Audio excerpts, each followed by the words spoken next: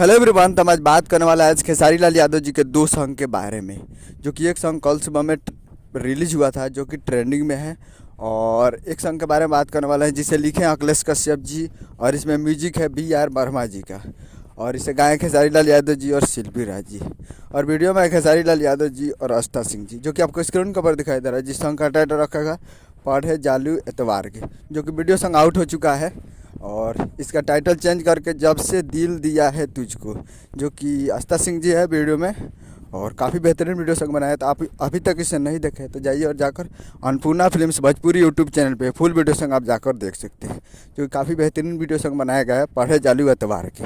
और दूसरा सॉन्ग है कमर, जो कि web music official YouTube channel पर रिलीज हुआ है, जो कि इसे लिखे हैं प्रकाश परदेसी जी और गाए हैं खेसारी लाल यादव जी और नेहा राज जी। तो आप लोग जाइए और जाकर web music official YouTube channel पे फुल वीडियो सॉन्ग जाकर देखिए, काफ़ी बेहतरीन वीडियो सॉन्ग बनाया गया है कमर।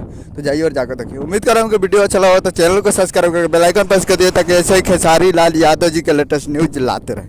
जाइए और जाकर देखिए, काफ़ी बेहतरीन वीडियो सॉन्ग बनाया गया है। तो उम्मीद कर रहा हूँ वीडियो अच्छा लगा तो लाइक कर दीजिए। मिलता है अगले वीडियो में, तब तक के लिए जय हिंद जय भोजपुरी।